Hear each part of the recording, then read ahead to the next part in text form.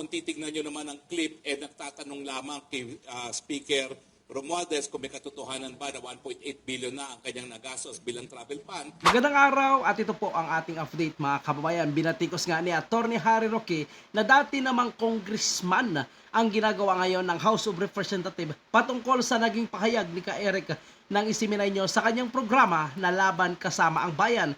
Dahil ito ay nagtatanong lamang kung totoo nga ba na 1.8 billion ang travel fund ng House Speaker Martin Romualdez. Ngunit minasama ni Congressman Suarez at sinasabi na ito umano ay isang fake news at pagpapakalat ng maling impormasyon lalo na sa programa nila na Laban Kasama ang Bayan. At ito umano ay mahantong sa pag-imbestiga ng prangkesa ng Isiminay na dininig nga kanina. Ngunit para kay Atty. Harry Roque, ito ay banta sa kalayaan ng mga mamamahayag sa pagsasalita. Narito po ang naging pahayag ni Atty. Harry Roque. Dahil sa pamamagitan lang ng debate, malalaman natin kung ano ang kasagutan sa ating mga problema.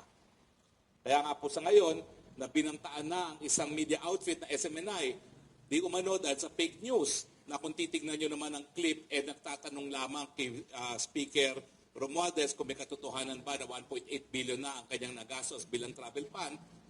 Tinatanong po niya yon kung totoo. Hinihinga niya ng kumpirmasyon si Speaker Romualdez. Ang fake news po, kung sasabihin na gumastos ka ng 1.8 billion.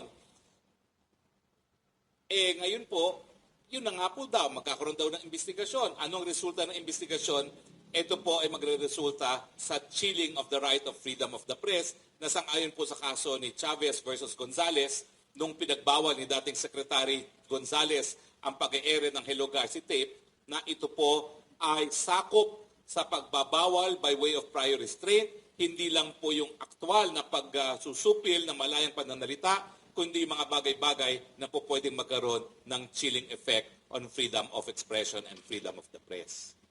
So nananawagan po ako ngayon sa lahat ng mga media practitioners, kinakailangan po magkaisa muli. Noong Maguindanao Massacre, nagkaisa po tayo.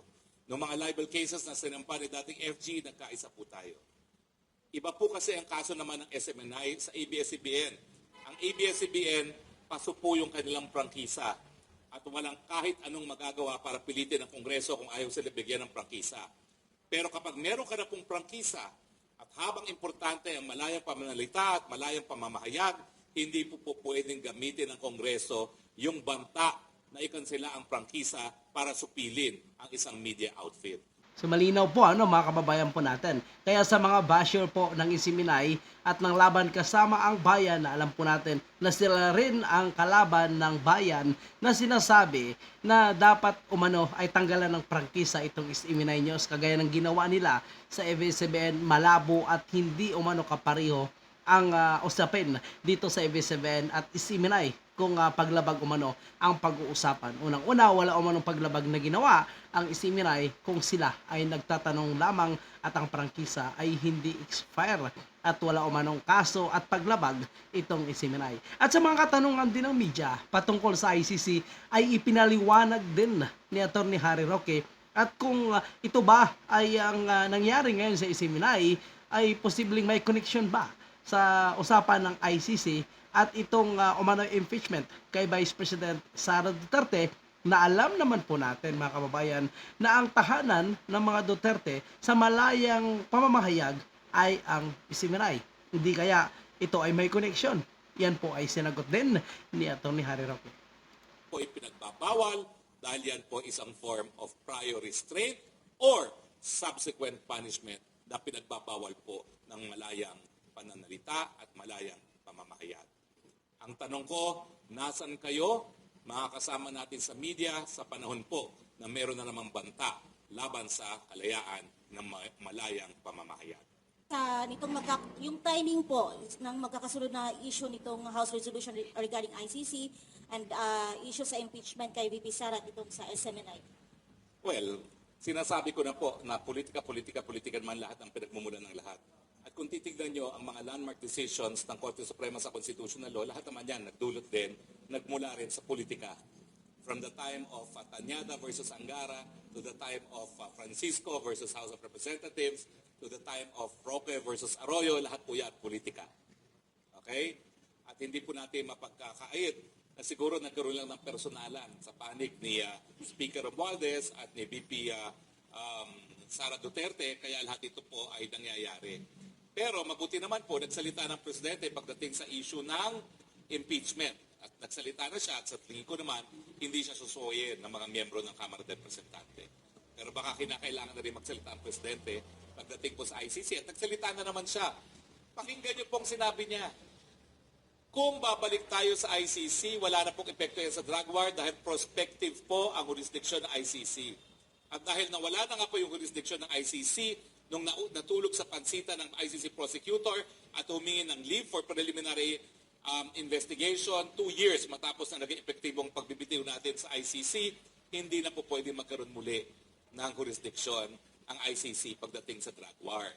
At kung babalik man tayo, na tama naman na dapat under continuous study yan, prospective nga po ang jurisdiction. May plano ba kayo tumakbo sa pagkasenador? Malayo pa po yun, 2028 pa yun. Pero may Gaya plano po kayo? ni Inday Sara, ako'y nasa privado ngayon. Atupagin ko muna hanap buhay ko. Bago ako mamulitika, wala naman ako naipon sa pamamagitan ng pangurakot, yung sandali na ako naging pambansang laway. Wala naman ako access sa kahit anong pondo nung ako'y naging pambansang laway. No? So, ako'y nagtatrabaho lang po, binubuhay ko aking pamilya at naninilbihan pa rin sa bansa in private capacity. Tornel, Do you think ang unity team ay buo pa rin sa kabila ng mga nangyayari ngayon between the Duterte and Speaker Martin Romualdez and some Buo pa others? rin po ang unit team sa panig ni Presidente Duterte at sa panig ni PBBM at ni Inday Sara Duterte. Yun lang. Pero mukhang hindi na po kabahagi ng unit team si Speaker Oh, Romualdez. yun.